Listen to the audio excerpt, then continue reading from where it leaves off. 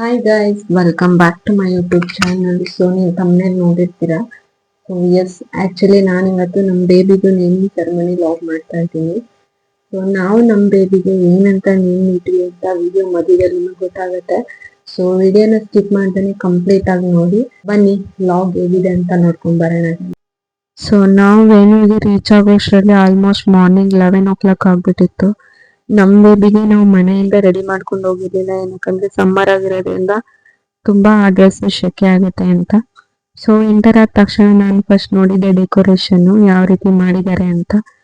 ತುಂಬಾನೇ ಚೆನ್ನಾಗಿ ಮಾಡಿದ್ರು ಡೆಕೋರೇಷನ್ ನೀಟಾಗಿ. ಸೊ ನಮ್ ಕ್ರಾಡಲ್ ಕೂಡ ಅಷ್ಟೇ ಇದೇ ತರ ಬೇಕು ಅಂತ ಹೇಳಿ ತರಿಸಿದ್ವಿ. ಅಂಡ್ ನೇಮ್ ರಿವೀಲಿಂಗ್ ಶೆಲ್ ಕೂಡ ಅಷ್ಟೇ. ಸೊ ನಾವ್ ಹೇಳಿದ ರೀತಿನೇ ಡೆಕೋರೇಷನ್ ಮಾಡಿದ್ರು.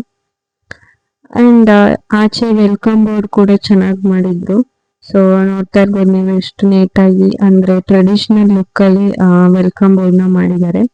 ಸೊ ನಂಗಂತೂ ತುಂಬಾನೇ ಇಷ್ಟ ಆಯ್ತು. ಅಂಡ್ ನಾವು ನಮ್ ಬೇಬಿನ ರೆಡಿ ಮಾಡ್ಕೊಂಡು ಕರ್ಕೊಂಡ್ ಬಂದ್ವಿ. ಸೊ ನೋಡಿ ನೀವು ಟ್ರೆಡಿಷನಲ್ ಲುಕ್ ಅಲ್ಲಿ ಎಷ್ಟು ನೀಟಾಗಿ ಎಷ್ಟು ಚೆನ್ನಾಗಿ ಕಾಣಿಸ್ತಿದ್ದಾಳೆ ಅಂತ. ಅಂಡ್ ನಾವು ರೆಡಿ ಆಗ್ಬಿಟ್ಟು ಫೋಟೋಶೂಟ್ ಮಾಡ್ಸೋಣ ಅಂತ ಹೊರಗಡೆ ಒಂದು ಪಾರ್ಕಿಗೆ ಹೋದ್ವಿ. ಬಟ್ ಚೆನ್ನಾಗಿತ್ತು ಒಂದು ಪಾರ್ಕು, ಅಲ್ಲಿ ಕ್ಲೋಸ್ ಮಾಡ್ಬಿಟ್ಟಿದ್ರು. ಅಂಡ್ ನಾವು ಮತ್ತೆ ಬೇರೆ ಪಾರ್ಕಿಗೆ ಹೋದ್ವಿ. ಯಾಕಂದ್ರೆ ಹೊರಗಡೆ ಫೋಟೋಶೂಟ್ ಮಾಡಿದ್ರೇನೆ ಚೆನ್ನಾಗಿ ಬರುತ್ತೆ, ಇಂಡೋರ್ ಅಲ್ಲೆಲ್ಲ ಚೆನ್ನಾಗಿ ಬರಲ್ಲ ಫೋಟೋಶೂಟ್.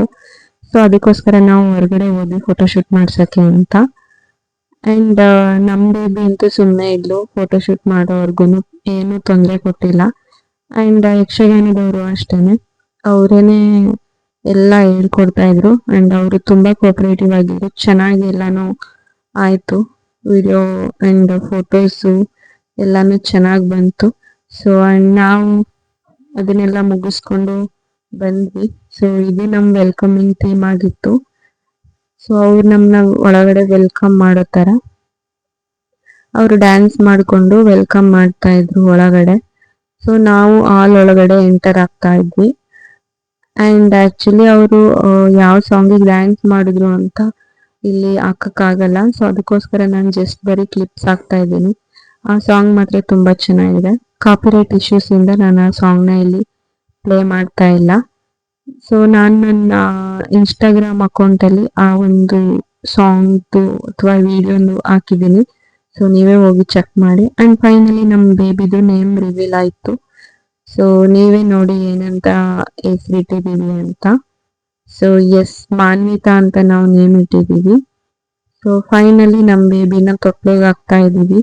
ಅವಳಿಗಂತೂ ತೊಟ್ಲಿಗೆ ಹಾಕಿದ್ರೆ ತುಂಬಾನೇ ಖುಷಿ, ಯಾಕಂದ್ರೆ ಅವಳ ಪಾಡಿಗಳು ಆರಾಮಾಗಿ ಆಟ ಆಡ್ಕೊಂಡಿರ್ತಾಳೆ.